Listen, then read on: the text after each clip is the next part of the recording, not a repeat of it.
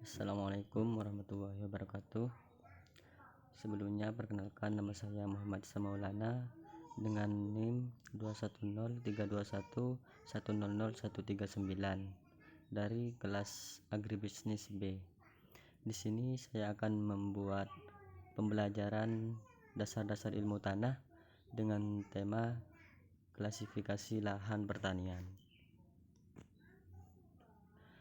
Pengertian klasifikasi tanah. Secara umum, tanah dapat diklasifikasikan dalam dua bagian, yaitu klasifikasi yang didasarkan pada teknis dan alami. Klasifikasi teknis di sini artinya tanah dikelompokkan berdasarkan kegunaannya secara khusus. Sedangkan klasifikasi tanah secara alami berdasarkan sifat tanah tanpa dikaitkan dengan penggunaannya sama sekali. Klasifikasi tanah memiliki berbagai macam pengembangan, baik yang dikembangkan oleh pakar atau ilmuwan maupun oleh lembaga berkaitan. Sedangkan untuk pengklasifikasian tanah di Indonesia sendiri dikembangkan oleh USDA atau United States Department of Agriculture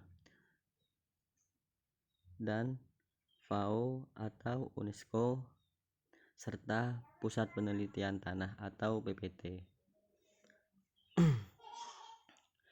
Tujuan klasifikasi tanah. Yang pertama, mengelompokkan,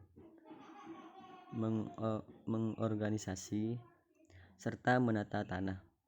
Yang kedua, mengetahui secara mendalam mengenai hubungan individu tanah. Yang ketiga, memberikan kemudahan dalam mengingat sifat-sifat tanah. Dan yang keempat, dimanfaatkan untuk menaksir sifat, melakukan penelitian, serta untuk mengetahui lahan yang baik. Macam-macam klasifikasi tanah. Yang pertama, klasifikasi tanah USDA atau United States Department of Agriculture. Yang kedua, FAO atau UNESCO. Dan yang ketiga, Pusat Penelitian Tanah atau PPT. Klasifikasi tanah USDA. USDA merupakan kependekan dari United States Department of Agriculture, yaitu sebuah lembaga atau Departemen Pertanian Amerika Serikat. USDA mengembangkan pengklasifikasian tanah yang dikenal dengan soil taxonomy, di mana sistem ini menggunakan 6 kategori dalam pengelompokannya, yaitu yang pertama ordo tanah, yang kedua subordo tanah, yang ketiga kelompok tanah, yang keempat subkelompok tanah, yang kelima famili tanah, serta seri tanah. Yang pertama yaitu dalam klasifikasi tanah USDA yaitu ordo tanah.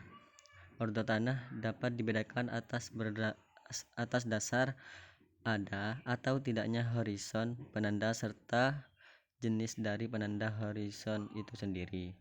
Contoh yang menunjukkan ordo tanah, sebuah tanah dengan horizon argilik serta memiliki atau berjumlahan basa kurang 35%, termasuk kategori ordo alfisol. Yang kedua, subordo tanah. Apabila ordo tanah dilihat berdasarkan ada tidaknya horizon, sedangkan untuk subordo ini yang menjadi alat ukur atau penanda ialah genetik tanah. Sebagai contoh ialah ada tidaknya sifat-sifat tanah yang berhubungan dengan pengaruh vegetasi, air, batuan induk, serta kelembabannya. Sedangkan untuk pembeda subordo untuk tanah ordo histosol atau tanah liat dilihat dari tingkat pelapukannya.